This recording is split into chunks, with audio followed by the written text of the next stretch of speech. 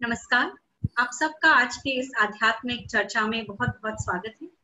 आज हमारे साथ जुड़ी है आचार्य पूजा कनाडा से।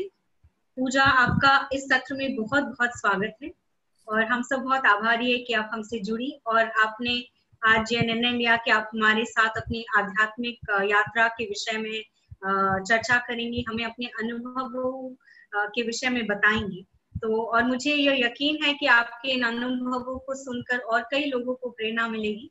तो इसी सकारात्मक सोच के साथ हम आगे बढ़ेंगे। और हम जब भी आध्यात्मिक रास्ते पर चलते हैं, हम सबके अनोखे अनोखे अनुभव होते हैं। जब हम किसी भी राह को चुनते हैं तो बहुत सारे निर्णय हैं जो हमें लेने पड़ते हैं।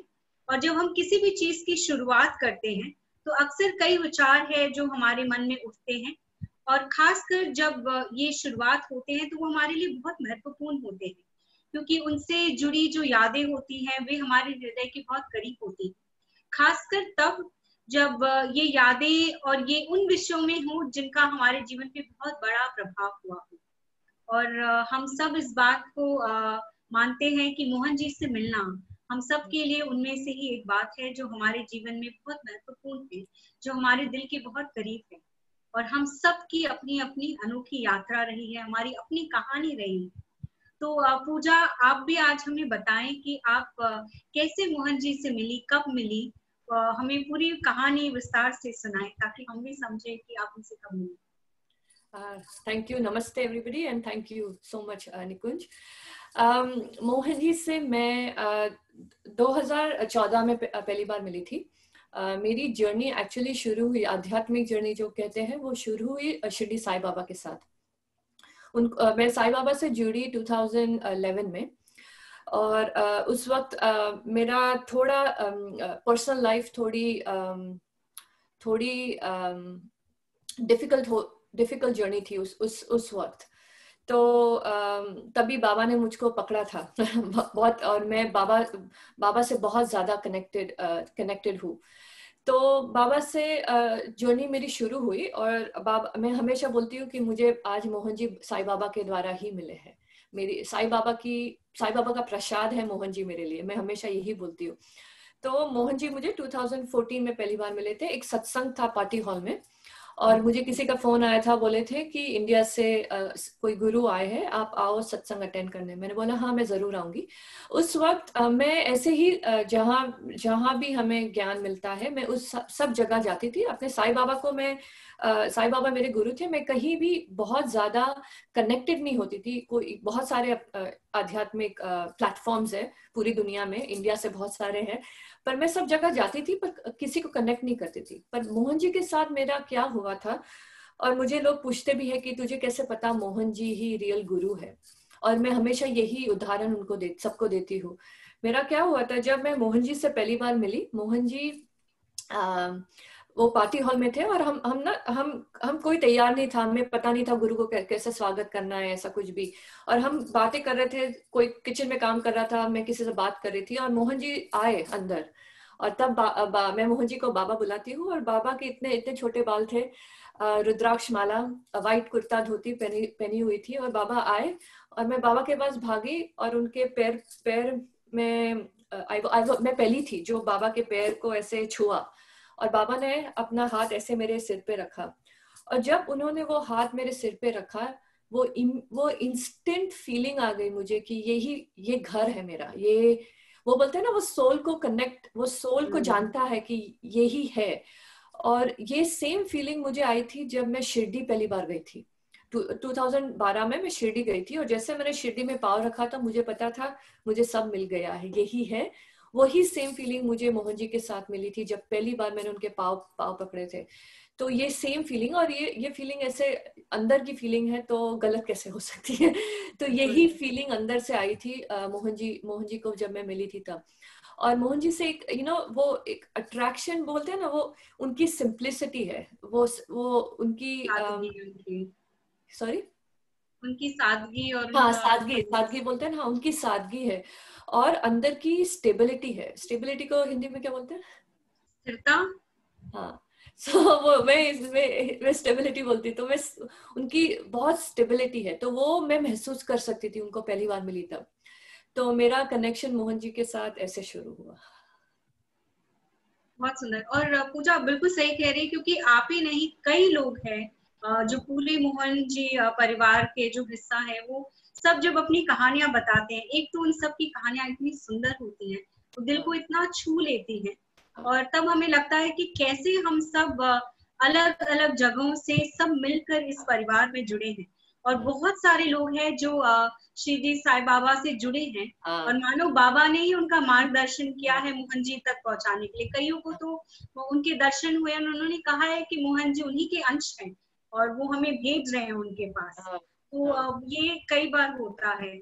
और ये भी आपने कहा है कि मोहन जी की जो स्थिरता है वो इतनी शांत है, इतनी स्थिर है, मन को लुभा लेती है, कुछ है जो खींचता है उनकी तरफ। सही बात है। तो लगता है कि हम अपने प्राकृतिक नेचुरल जो हमारा स्वरूप है, उसी में वो हमें एक माँ की तरह अपना लेते हैं। तो इतना आसान होता है उनके साथ होना।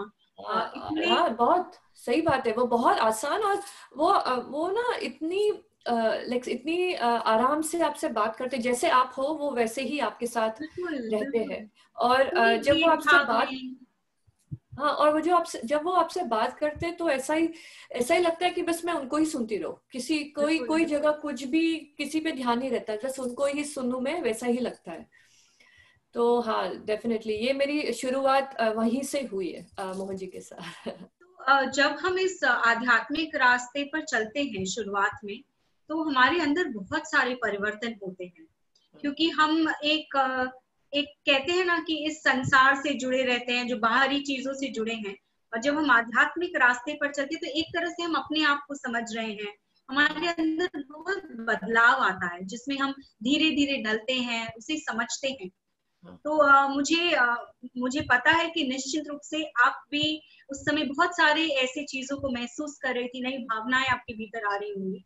तो कुछ उन दिनों के विषय में बताएं जो आपकी शुरुआती आध्यात्मिक रास्ते को परिभाषित करती है, कि उस टाइम आपके भीतर क्या चल रहा था, जो परिवर्तन हो रहा था, आप कैसे उनमें ढल रही थी, कैसे उन्हें स्वीकार रही थी, या मन में बहुत उथल पुथल थी, क्या हो रहा था?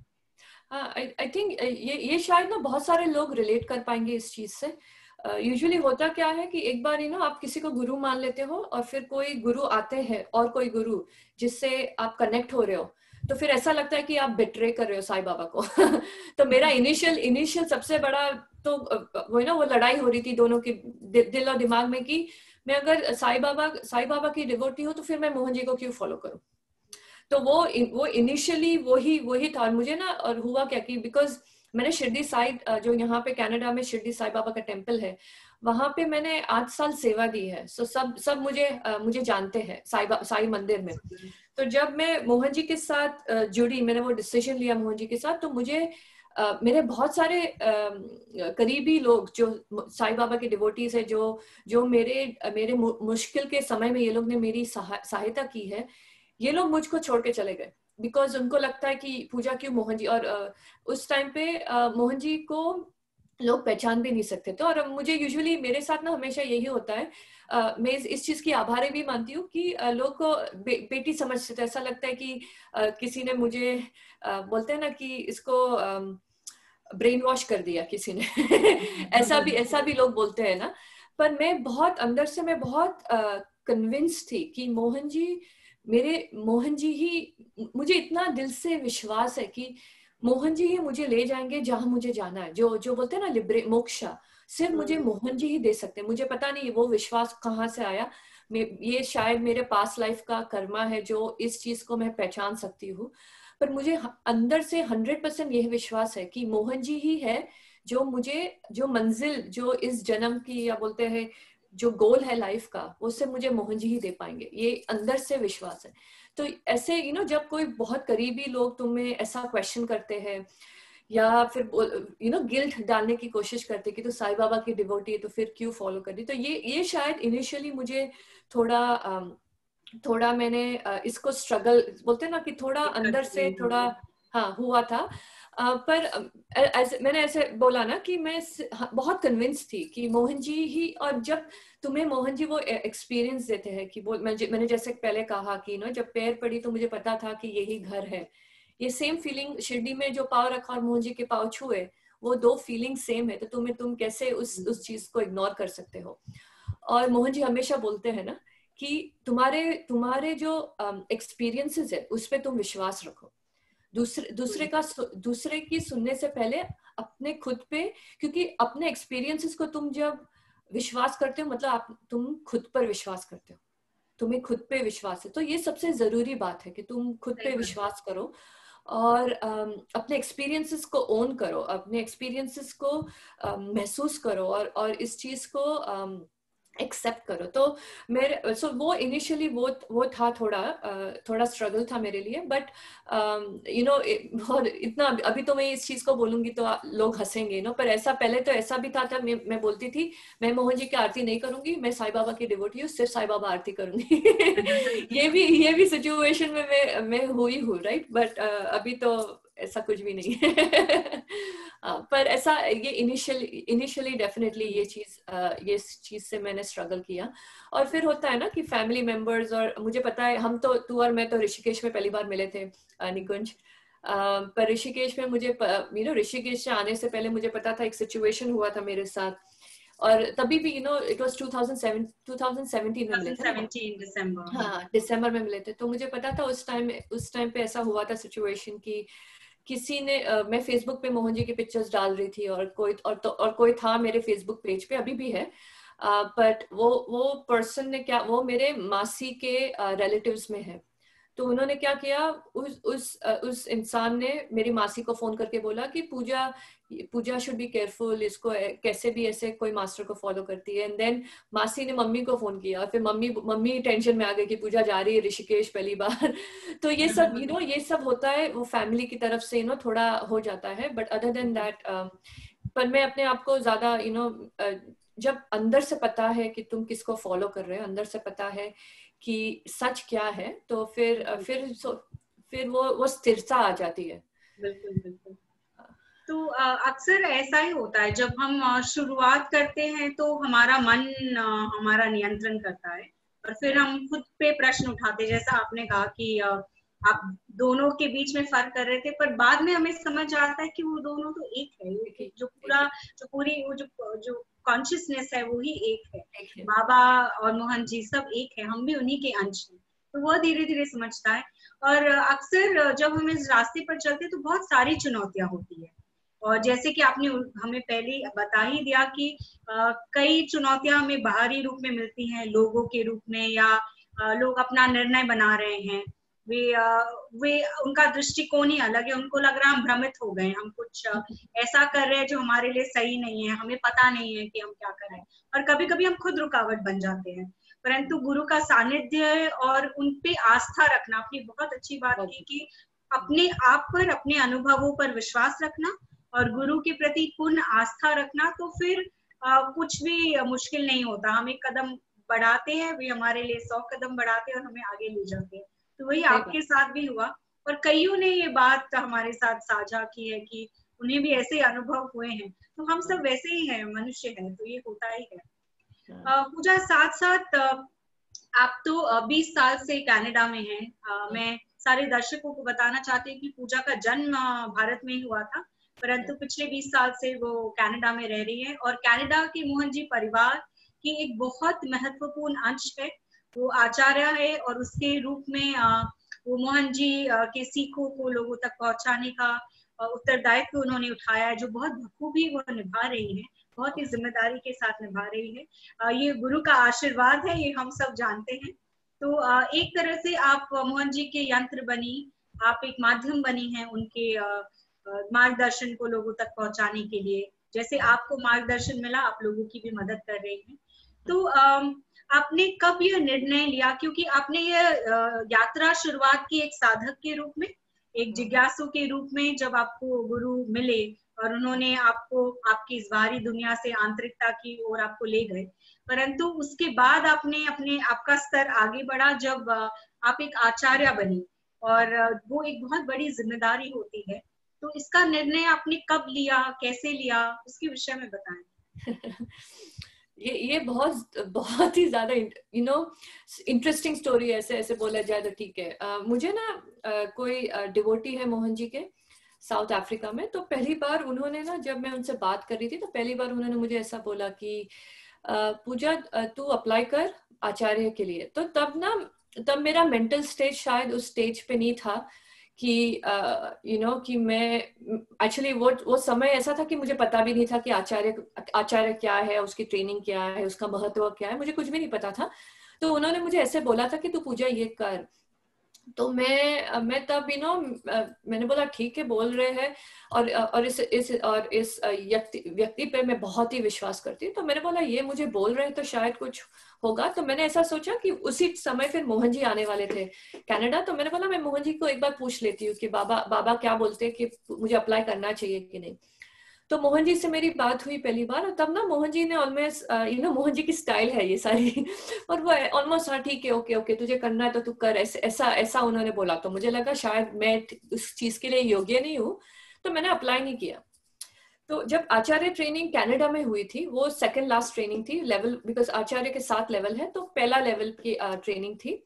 तो जब मैं कनाडा में बाबा ट्रेनिंग करने के लिए आए थे, तब मैं बाबा के साथ मेरा बैठना हुआ था। अब मैं और बाबा बैठ रहे थे ट्रेनिंग की शुरुआत से पहले, और फिर मुझे मोहन जी देख के बोलते, ऐसे देख के बोलते कि तूने अप्लाई किया? मैंने बोला नहीं बाबा, मैंने अप्लाई नहीं किया आचार्य के लिए। और फिर मुझे वो देख रहे और सिर्फ देख रहे, और वो जो देखते उसी में सारे जवाब आ जाते हैं, सारे प्रश्नों के जवाब के सब कह देते हैं। कोई उसको कुछ बोलने की जरूरत ही नहीं है। सिर्फ वो जस्ट उनकी वो जो गहरी वो जो लुक है ना, तो उनसे पता चल जाता है।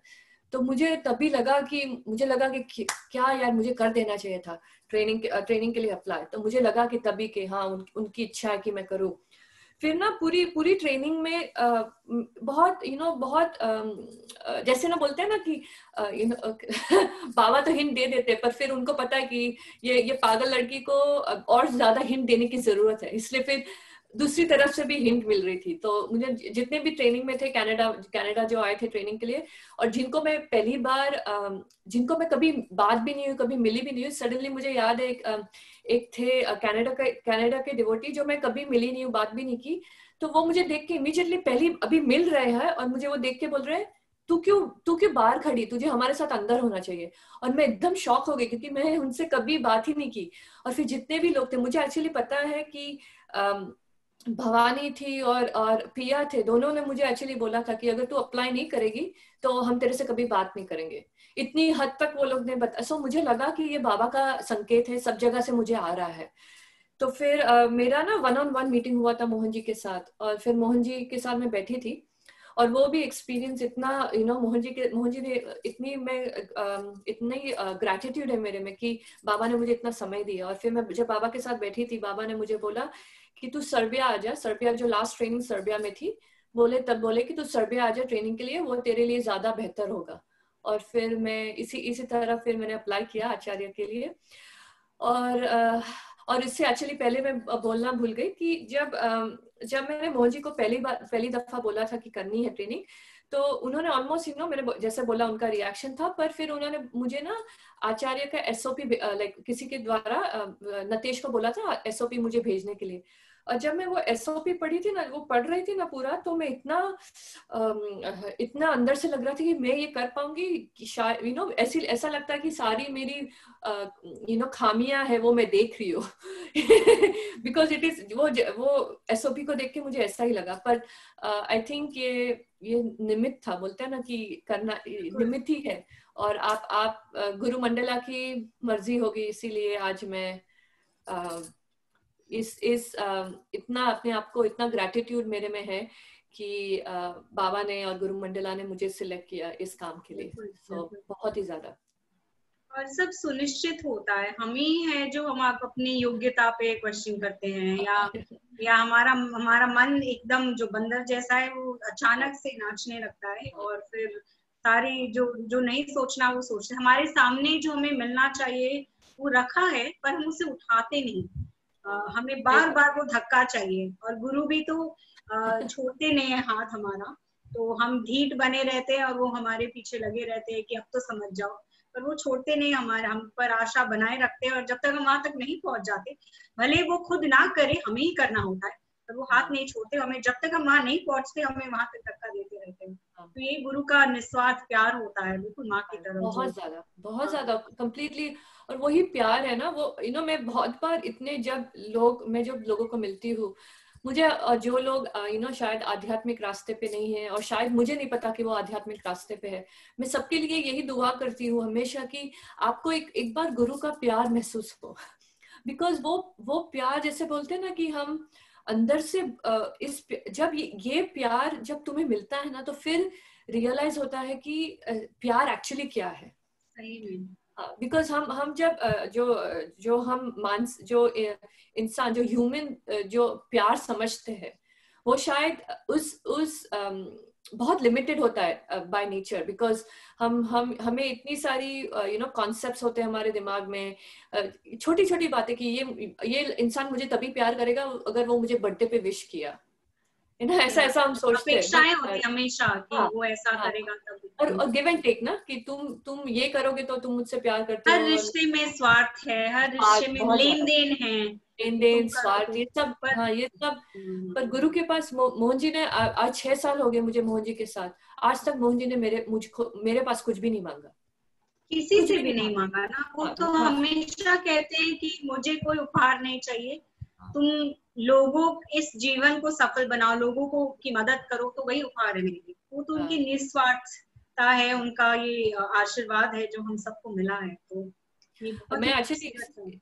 मैं इस बात पे एक्चुअली कुछ बोलना चाहती हूँ। जब 2019 नहीं 2018 में 18 में जब मोहन जी यहाँ पे आए थे, तो तब मोहन जी कनाडा टीम ने उनको ना, जैसे शिरडी साई बाबा के सच्चरित्र में साई बाबा ने किसी डिवोटी से 9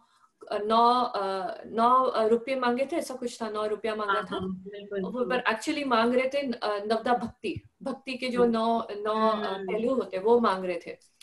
तो इस कनाडा में जब आए थे, तब मोहन जी कनाडा टीम ने उनको 9 कॉइन्स दिए थे उस समय। और आई थिंक 8 सिल्वर कॉइन्स था और एक गोल्ड कॉइन था, ऐसा बाबा को दिया था। और मुझको पता है, ये चीज मुझे बहुत अच्छी तरह अंदर जहन में है। जब बाबा ऐसे ऐसे ऐसे ऐसे थे और हम दे रहे थे, फिर वो ऐसे दे के फिर बोल रहे, ओ ये मेरे लिए है। उनको पता भी नहीं था कि उनके लिए है, ऐसे ऐसे खड़े थे। और जैसे उन्होंने हमने बोला हाँ बाबा ये आपके लिए, बोले अच्छा इसको फ्रेम कर दो और आश्रम पे लगा दो। इमीडिएटली कंप्लीट डिटैचमेंट, कुछ भी उनको कोई अभी आश्रम पे लगा है, मतलब उनके पास तो नहीं है ये फिजिकली पैसे। आश्रम पे आज भी अगर वो आश्रम पे है, वो 9 कॉइन्स को फ्रेम कराया है और वो आश्रम पे, कंप्लीट डिटैचमेंट है फादर को। बिल्कुल बिल्कुल। तो वो तो आते ही हैं, वो आए हैं हम सबके भले के लिए, हमारा मार्गदर्शन करने। वो चाह रहे हैं कि हम भी, इसलिए अक्सर मोहन जी कहते हैं कि मुझे अनुयायी नहीं चाहिए, मुझे और मार्गदर्शक चाहिए जो मेरे जैसे और लोगों को की मदद कर सके। क्योंकि वही है, उन्हें अपने लिए कुछ भी नहीं चाहिए, वे खाली चाहते कि हम सबका कल्याण हो, हम सब वहां पहुंचे जहाँ हमें पहुंचना। ये तो उनका ही प्यार है, और उनका एक्चुअली उनके इस प्यार का अनुभव करने के बाद हमें पता चलता है कि सही मायने में प्यार है क्या, प्यार करना, उसका सही हमें बात, समझता क्या है। बहुत बहुत सही बात है ये। लाइक दिल से प्यार, मैंने प्यार उनसे ही, सच्चा प्यार जो अनकंडीशनल लव जो बोलते हैं ना, वो बिल्कुल। मोहन जी के द्वारा मैंने, कैसे भी साईं रिश्ते हो बाबा उसमें, मोहन जी, हाँ, कैसा उनसे भी ऐसे रिश्ता हो हमारे में अपेक्षाएं होती हैं, बस एक गुरु का प्यार है जहाँ कोई अपेक्षा नहीं, कोई कुछ भी अपेक्षा नहीं। अपेक्षा नहीं। सही बात है।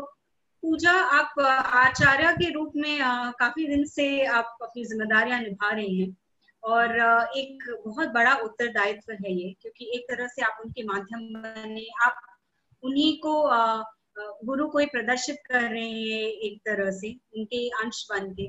तो आचार्य बनने के पश्चात, उसके बाद आपके भीतर क्या परिवर्तन आए, आपके जीवन में क्या परिवर्तन आए?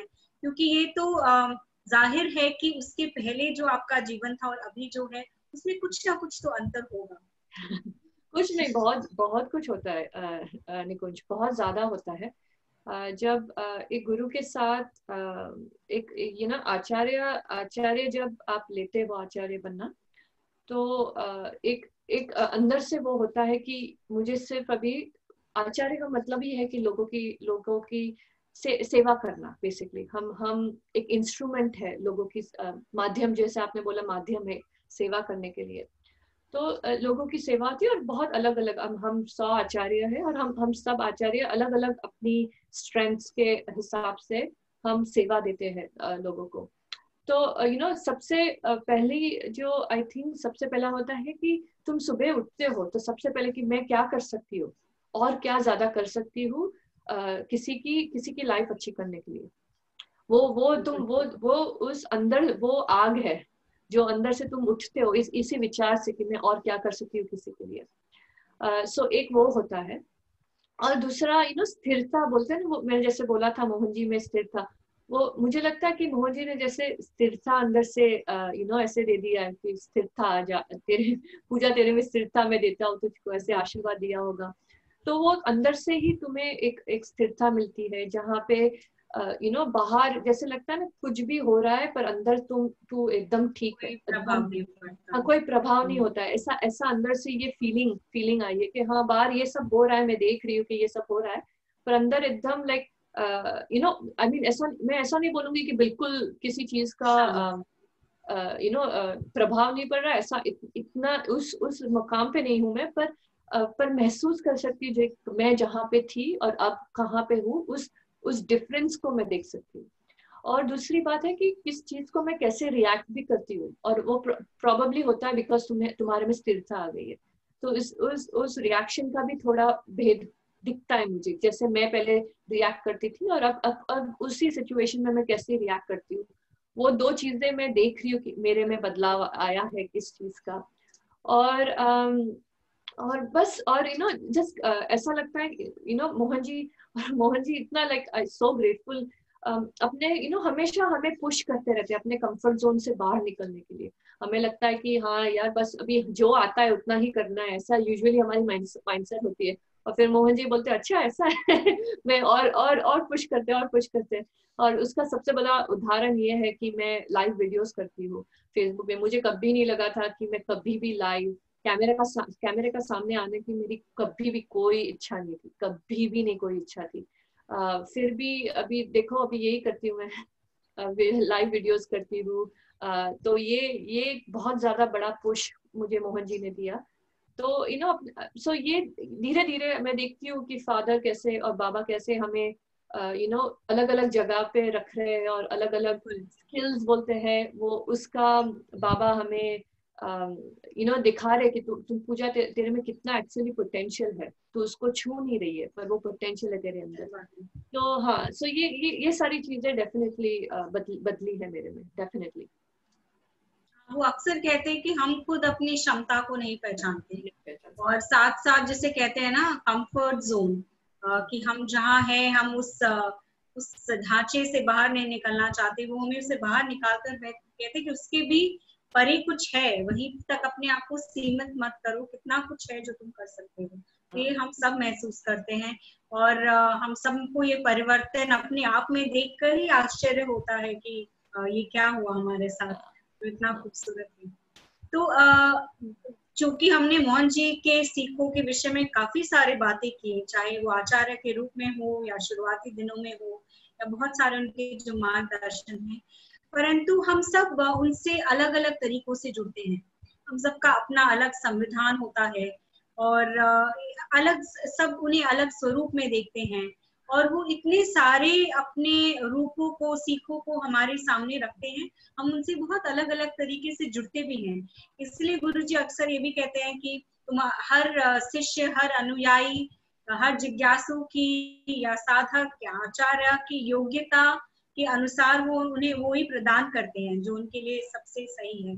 तो मोहन जी के कौन से ऐसी सीख है, मार्गदर्शन है, जिनका आपके जीवन में सबसे गहरा प्रभाव पड़ा है, जिसने आपके जीवन में बहुत परिवर्तन लाया, जिसे आप अपने जीवन में लागू करते हैं?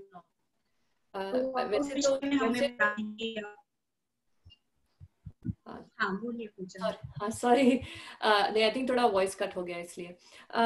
वैसे तो बहुत सारी चीजें हैं, पर अगर मैं ऐसा एक चीज बोलूं जो मुझे लगता है कि बहुत बड़ा परिवर्तन मेरे में आया, तो वो है ग्रैटिट्यूड। ग्रैटिट्यूड मतलब हिंदी में क्या बोलते हैं उसको, ग्रैटिट्यूड को? कृतज्ञता। हाँ, तो मैं ग्रैटिट्यूड बोलती हूँ। तो ग्रैटिट्यूड मेरे में मोहन जी ने, मैं बोलूँ तो मोहन जी ने सबसे ज्यादा मेरे में ग्रैटिट्यूड कि वो जो बोलते हैं ना, मोहन जी बोलते हैं ना, the best attitude is the attitude of gratitude. बिल्कुल। ऐसा ऐसा मोहन जी बोलते हैं कि any prayer, the best prayer is the prayer of gratitude, basically बोलते हैं ना मोहन जी। तो और ये शुरुआत एक्चुअली हुई थी ऋषिकेश में पहली बार। यू नो बाबा बाबा की अपनी, जैसे बोलते हैं ना, अपनी तरीके से सिखाते हैं वो तुम्हें। तो जब ऋषिकेश में मैं दूसरे दिन ही गिर गई थी निकुंज, वो जो आपको पता है पैर में। मैं इंतजार कर रही थी कि कब आप वो सुंदर अनुभव बताएंगी। वो मैं जितनी बार सुनती हूँ मुझे इतना आनंद आता है। बोलिए। तो मैं इसके बाद बताती हूँ वो अनुभव के बारे में क्या हुआ था। बट ना, तो जब मैं दूसरे दिन घिरी थी ऋषिकेश में, तो उस दिन मुझे याद है मैंने रिक्वेस्ट किया था एक्चुअली उसके पहले। एक्चुअली ओके, तो मैंने रिक्वेस्ट किया था मोहन जी को मिलने के लिए, और फिर मोहन जी ने मुझे बताया था कि मुझे पैर पे क्यों लगा, उन चोट क्यों आई। मोहन जी ने मुझे ये बोला कि ये क्यों हुआ, अपने कारण तरीके से, बताना। मतलब डायरेक्टली नहीं बोला पर अपनी तरीके से बोल दिया कि क्यों हुआ। तो वो जिस दिन मैं गिरी थी उस दिन मेरा माइंड ना थोड़ा ऑल ओवर द प्लेस था, बिकॉज मुझे डॉक्टर के पास जाना था, और मेरे दिमाग में ये था कि मेरे कारण सब इतने परेशान हो रहे हैं, सबको अभी मेरा ध्यान रखना पड़ेगा। मैं व्हीलचेयर में आ गई थी, तो ये सारी चीजें थी। तो मुझे उस चीज का महत्व नहीं समझ आया जब बाबा ने मेरे लिए क्या किया है। तो मुझे याद था कि जब मैं बैठी थी मेरे रूम में, वो अगली सुबह जब डॉक्टर से मिली, जब मैं उठी, मैं योगा के लिए नहीं जा सकती थी बिकॉज पैर में चोट थी। तो मुझे याद है मैं बैठी थी बेड पे, और मैं रोने लग गई, मैं बहुत रोई, क्योंकि मुझे महसूस तब हुआ कि माय गॉड, बाबा ने मेरे लिए एक्चुअली क्या किया है। लाइक वो एहसास मेरे अंदर सुबह को हुआ, और मैं आउट ऑफ ग्रैटिट्यूड में बहुत रोई, क्योंकि मुझे मुझे वो ही विश्वास नहीं हो रहा था कोई तुमसे इतना प्यार कर सकता है, इतना ज्यादा प्यार कर सकता है कि ये तुम्हें ये इतना बड़ा ब्लेसिंग देते हैं। तो मैं रोई, और फिर अपने आप को मैंने संभाला, बिकॉज मेरी रूममेट, मुझे डर था कि मेरी रूममेट आएगी तो वो सोचेगी मुझे लगा इसलिए मैं रो रही हूँ, और फिर वो टेंशन में आ जाएगी। तो अपने आप को मैंने संभाला, शावर किया, और वो भी बहुत बड़ा चैलेंज था मेरे लिए, क्योंकि पैरों में पट्टी थी और सब, तो और शावर था ना, बाथ टब नहीं था, शावर था। तो थोड़ा डिफिकल्ट था। एनीवेज, तो उसके बाद मैं तैयार होकर नीचे जब आई, तो मैंने बाबा को देखा। इट वाज लंच, ब्रेकफास्ट का टाइम था, तो बाबा बैठे थे वहां पे सामने। तो मैं 2-3 टेबल दूर आई, और मैं वहां पे बैठने वाली थी। तो बाबा को देख के मैंने प्रणाम किया और मैं बैठी। तो आई थिंक उस समय बाबा ने शायद ब्रेकफास्ट फिनिश कर दिया हो गया होगा बाबा का ब्रेकफास्ट। तो बाबा आ रहे थे, मैं देख रही हूँ वो आ रहे हैं, और मैं देख रही हूँ वो मेरी तरफ आ रहे, और वो धीरे धीरे आ रहे हैं, और उन्होंने अपना हाथ मेरे यहाँ पे ऐसे ऐसे करके रखा, और फिर मुझे बोल रहे हैं आई लव यू पूजा। और मैंने बोला आई लव यू टू बाबा। एंड फिर बोला तेरा पैर बिल्कुल ठीक हो जाएगा। मैंने बोला बाबा मुझे पूरा विश्वास है, मैंने तब वो बोला था उनको। तो ये इंसिडेंट मेरे पे बहुत ज्यादा इम्पैक्ट किया, बिकॉज मुझे पता था उस समय कि बाबा मेरे अंदर वो जो रूम में मैं रोई हूँ आउट ऑफ ग्रैटिट्यूड, उस फीलिंग को और जागृत कर रहे मेरे अंदर। बिल्कुल और बिल्कुल। फिर और इस चीज को बाबा ने वहां तक नहीं छोड़ा, और ज्यादा मुझे पता है हम सबके समय आता है जब you go through really difficult times, specially आध्यात्मिक रास्ते पे। मोहन जी ने बोला है जितने तुम करीब हो एक गुरु के साथ, उतनी तुम्हारी जर्नी ज्यादा मुश्किल है। और वो हम सब ने महसूस किया है, वो तो निकुंज सबको, वो तो तुझे हमें पता ही है ये। हमने तो कितनी ऐसा बार एक इस विषय में बातें की हैं। वो ये तो इसमें तो बहुत बातें कर सकते हैं। बिल्कुल। तो उस एक ऐसा समय था, मैंने ऑलमोस्ट 7.5 years ऐसा निकाला है, जो बहुत ज्यादा डिफिकल्ट थे। और उसमें एक ऐसा समय था जहाँ लाइक मुझे पता ही नहीं था कि मैं इसमें से कैसे निकलूं। और उसी समय मैंने मोहन जी के एक डिवोटी थे, मोहना हनुमतानंदा, जो हर रोज फेसबुक पे एक एक एक पैराग्राफ लिखते थे, थैंक यू फादर, और फिर उसपे वो बाबा, वो फादर जैसे मोहन जी को, मोहन जी कनाडा, मोहन जी फैमिली में फादर बोलते हैं, मैं उनको बाबा बोलती हूँ, दूसरे लोग फादर बोलते हैं, तो वो फादर की तरफ ग्रेटिट्यूड एक्सप्रेस कर रहे थे। और वो मैंने देखा और मैंने बोला इंस्टेंटली कि ये मुझे करना चाहिए, वो अंदर से आया। और तब से मैंने 108 दिन कंटिन्यूसली थैंक यू बाबा के बाबा पे एवरी डे एक चीज लिखती थी, जिससे मैं बहुत उनका आभारी मानती हूँ वो चीज का। तो उसके इस तरह से ग्रेटिट्यूड मेरे अंदर आया, बाबा ने ग्रेटिट्यूड डाला। और आज भी कोरोना वायरस में जैसे लॉकडाउन में हुआ, तो वो वापस मैंने लिखना शुरू किया, बिकॉज ग्रेटिट्यूड तुम्हें इतना पॉजिटिव रखता है और तुम्हें कंटेंटमेंट आता है, तुम्हें किसी डिजायर्स की कोई वो स्पेस नहीं देता किसी इच्छाओं के लिए, बिकॉज कंटेंटमेंट हो तो फिर डिजायर्स इतनी होती नहीं है, वो संतुष्टि आ जाती है एक अंदर। हाँ, संतुष्ट सब चीज होता है, से खुश रहते हो। हाँ, हाँ, अंदर से। मैं जरूर बोलूंगी कि बाबा ने मेरे अंदर ग्रेटिट्यूड बहुत ज्यादा, उसके लिए तो मैं उस चीज के लिए भी मैं बहुत बहुत ज्यादा आभारी हूँ मोहन जी की। और अब तो मोहन जी को जब मिलती हूँ तो ऐसा लगता है कि कभी कभी लगता है कि ये प्रश्न पूछूं, ये प्रश्न पूछूं, ये प्रश्न पूछूं, पर वो जैसे सामने आते मेरे मुंह से निकलता है thank you thank you thank you, वो ही निकलता है कुछ और निकलता ही नहीं है।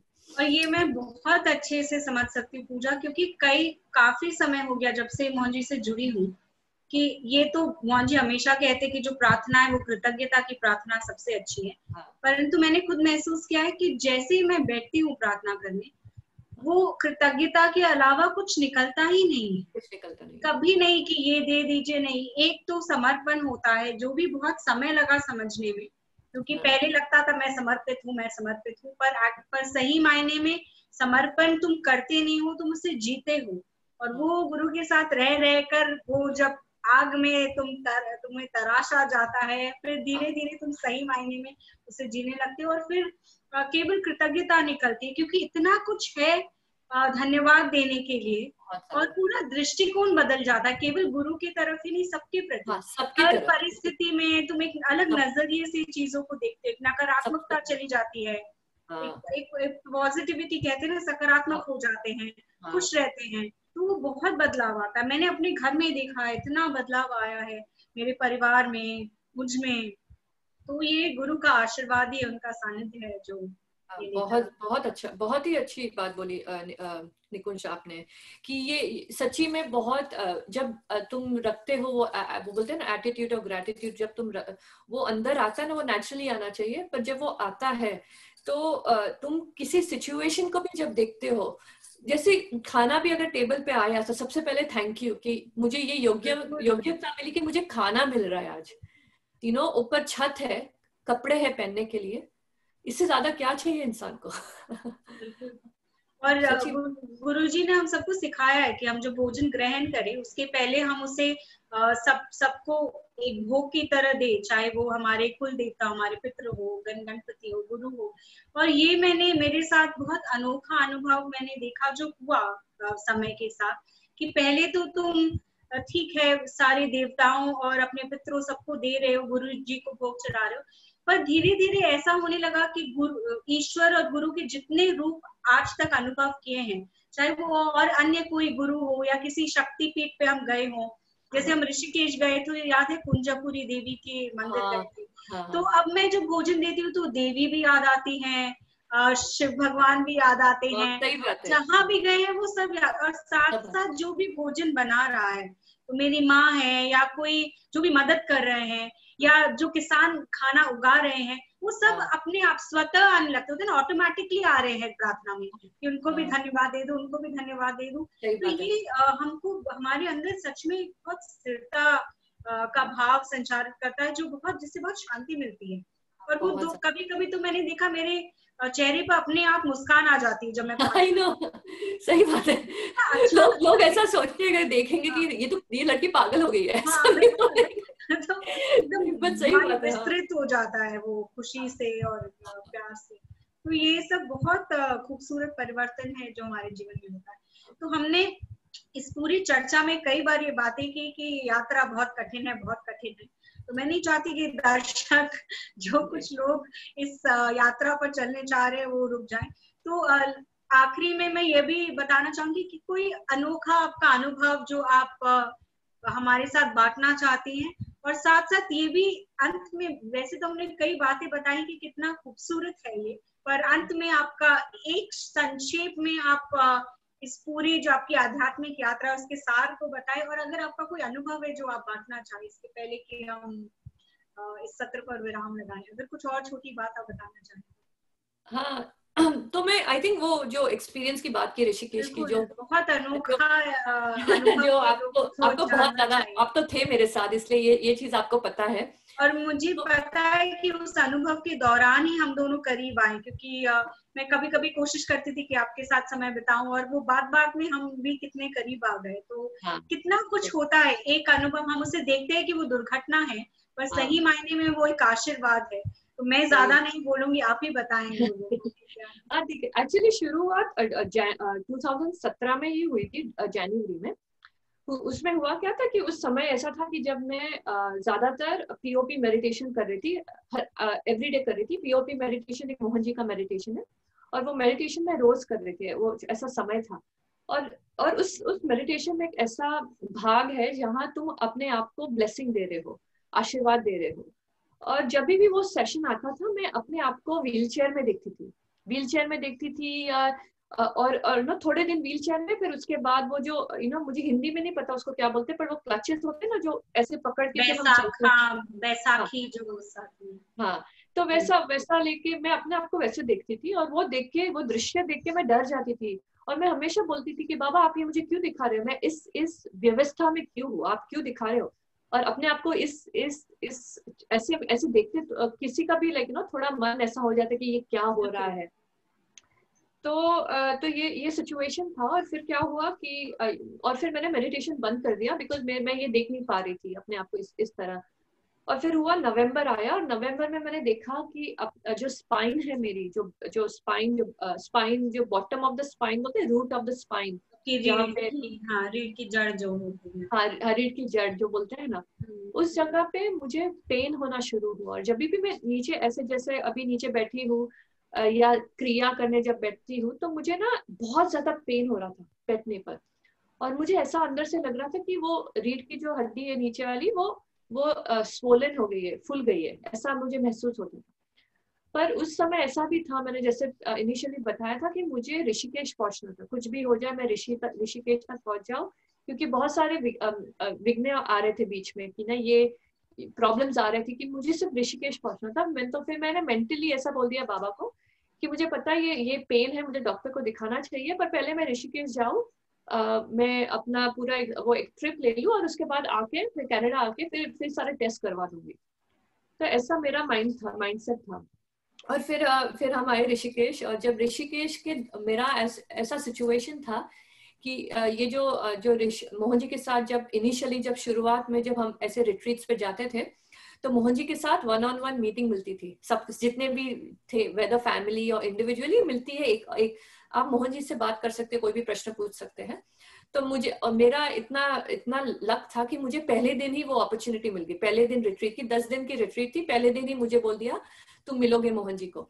और उस समय ऐसा था कि जब मोहन जी के आजू बाजू ना मैं बहुत नर्वस होती थी। मैंने बोला ओ माय गॉड, बाबा को मिलना है, क्या पूछूंगी क्या, ऐसा वो अंदर से ना थोड़ा घबराहट होती है। तो जब मोहन जी के साथ मैं बैठी, मुझे जब चांस मिला तो मैंने बाबा को बोला मैं बहुत नर्वस हूँ और सब। तो बाबा बोला अच्छा तू रिलैक्स कर, तुझे चाहिए तो फिर बाद में मीटिंग कर लेते हैं, पर अभी नहीं करते। तो मैंने बोला नहीं बाबा, अगर मेरा नाम अभी आया है तो कोई रीजन है, कोई कारण है, इसलिए मेरा नाम अभी आया तो मैं बैठती हूँ। तो मैं बैठी थी, मेरे पास कोई प्रश्न नहीं थे बाबा को पूछने, बिकॉज मैं बिल्कुल प्रिपेयर नहीं थी। तो ऐसे ही बैठी थी और बाबा ही बातें कर रहे थे। और सडनली बाबा मुझे देख के बोल रहे हैं तू नीचे, बिकॉज हमारी जैसी होटल थी, जो निकुंज आपको पता होगा, जहाँ होटल थी पीछे ही माँ गंगा पीछे ही थी ना। तो मुझे मोहन जी इमीडिएटली बोले go down tomorrow and take a dip. तो बोला हाँ, go down and take a dip, मुझे बोला। तो मैंने बोला हाँ ठीक है, ऐसा मैंने पहली बार बोला। तो उनको पता चला इस लड़की ने सुना नहीं है।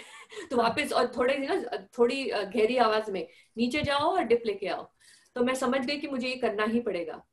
तो अगले दिन मैं गई, 12 बजे हम लोग का लंच था, और उसके लंच था 12 बजे का, तो उसके पहले 1 घंटा जो टाइम मिला था हमें, उसके पहले तो तब मैं संजय भैया, आप जानते हो संजय भैया को लेके मैं नीचे गई थी। वो मोहन जी आचार्य है कनाडा में, वो भी आए थे वो रिट्रीट पे, तो मैं उनके साथ नीचे गई और मैंने डिप लिया, गंगा माँ में डुबकी मारी मैंने, और फिर आई, हम लोग खाना खाया, और जब मैं चलना शुरू किया, हाइक पे चले गए, चलना शुरू किया। कॉन्शियस वॉक के लिए शायद गए थे लंच के बाद, और पत्थरों में गए थे, चट्टान में गए थे, इसी वॉक के लिए। वो जगह थोड़ी अनइवन थी ना, और गए वहां पे, और मैं गिर गई, और मुझे याद है बहुत अच्छी तरह कि इतने जोर से आवाज आई थी मेरे पैर में, ऐसे ही सुना, टक करके मुझे सुनाई दिया, और मैं गिरी, और मुझे पता था इंस्टेंटली कि मैं खड़ी नहीं हो पाऊंगी, मुझे वो पता ही था कि मैं कुछ भी हो जाए इससे मैं खड़ी नहीं हो पाऊंगी। और फिर मुझे मोहन जी, एक्चुअली मुझे ये बात भी बोलनी चाहिए कि जब मैं मोहन जी के साथ थी, 1-on-1 में बैठी थी, तब मुझे बिल्कुल भी ख्याल नहीं आया कि मुझे पूछना चाहिए मेरे जो रीढ़ की हड्डी में जो पेन है उसके बारे में मैं मोहन जी से पूछूं। वो मेरे कहीं जहन में था ही नहीं, मुझे इतना था कि मैं कनाडा आके उस डॉक्टर को दिखा दूंगी, तो मैंने पूछा नहीं था, कुछ भी नहीं था। तो जब मैं गिरी और मुझे लगा, तो मुझे ना, वो तो आपको पता होगा निकुंज मुझे कैसे ऊपर लेके गए थे। जैसा मुझे ऐसे संजय सर तो मुझे ऐसे ऐसे ऐसे लेके जा रहे हैं, वो घिरे, मैं भी घिरी उनके साथ वापस। तो ये सब हो रहा था। तो फिर मैंने रिक्वेस्ट किया था मोहन जी को कि मुझे मोहन जी से मिलना है, वो रिक्वेस्ट डाली थी। तो मुझे मोहन जी के रूम में लेके गए थे, और काफी लोग थे मोहन जी के साथ, तो मैं बैठी थी, और जैसे मोहन जी ने मुझे देखा, मुझे देख के बोल रहे, अच्छा ये पैर पे लगा है, मैंने बोला हाँ। फिर वो धीरे से मेरे तरफ ऐसे देख रहे, और वो तो हमेशा आँख को देखते, और फिर बोलते, वो जो रीढ़ में हड्डी में जो पेन था वो चला गया। मतलब जो चीज थी रीढ़ की हड्डी में जो पेन था वो हटा दिया। हाँ, वो हटा के मुझे पैर पे वो चोट दे दी। मतलब वो तो परमानेंट एक दिक्कत थी जो हटा के एक अस्थायी, एक टेम्पररी पेन दिया कि वो तो पैर ठीक हो जाएगा, वो हटा दिया। और पैर को ठीक करने देर लगी थी, मोहन जी ने बोला था मुझे, बिकॉज वो लिगामेंट टेयर था ना, तो बोला था कि देर लगेगी, तो 2 साल लगे मुझे कंप्लीटली हील होने में। पर वो बहुत छोटी चीज है, जो बिकॉज मोहन जी ने बोला था कुछ भी हो पर रीढ़ जो बोलते हैं स्पाइन को कुछ नहीं होना चाहिए। मोहन जी ने बोला है बहुत ही अच्छी तरह। तो मतलब कितना प्यार है, कितना तुम, और कुछ मैंने तो मांगा भी नहीं था, बिना मांगे इतना दिया है।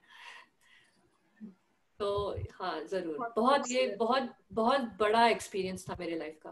बिल्कुल बिल्कुल, हम सब बहुत आश्चर्य थे जो हुआ। पहले तो सब बहुत परेशान थे, पर जब सबको समझ आया कि हुआ क्या, तब उनकी लीला समझ आई, और फिर हम सब बहुत खुश हुए। तो और फिर भी मैं रुकी थी, पूरा रिट्रीट रुकी थी। मुझे लोगों बोले थे तू चली जा वापस, मैंने बोला नहीं जाऊंगी। तो हाँ, बहुत अनोखा अनुभव है। पूजा, धन्यवाद हम सब के साथ बांटने के लिए। मैं तो जानती हूँ, पता नहीं और कितनी बार मैं चाहूंगी कि मैं इसे बार बार सुनूं, क्योंकि ये बार बार हमें याद दिलाता है इस बात को कि गुरु का प्यार कैसा है, उनका मार्गदर्शन कैसा है, और हम सब कितने भाग्यशाली हैं कि हमें उनका सानिध्य मिला, उनका आशीर्वाद मिला। और इसके पहले कि हम दोनों सब लोगों से विदा लें, मैं यह भी विनती करना चाहती हूँ कि जब हमें गुरु मिले तो हमें उनके प्रति आत्मसमर्पण करना चाहिए, उन पर आस्था रखनी चाहिए, ये समझना चाहिए कि जीवन ही बहुत अनोखा है, और उसमें गुरु का आशीर्वाद मिलना अपने आप में हमारी योग्यता को परिभाषित करता है। और इस कृतज्ञता को रखकर हमें इस जीवन को और मूल्यवान बनाना चाहिए, बाकी सारे लोगों के साथ खुशियां बांटे, उनके जीवन को सुधारने के लिए कुछ करे। जैसा आपकी पूजा ने कहा कि हर सुबह उठकर उसे लगता है कि मैं और क्या करूं, तो यही उपहार मोहन जी ने हम सबको दिया, ये भावना कि किस तरह हम इस विश्व में अन्य लोगों के जीवन में, अन्य प्राणियों के जीवन में हम कुछ सुधार ला सके, हम कैसे अपना योगदान दे सके।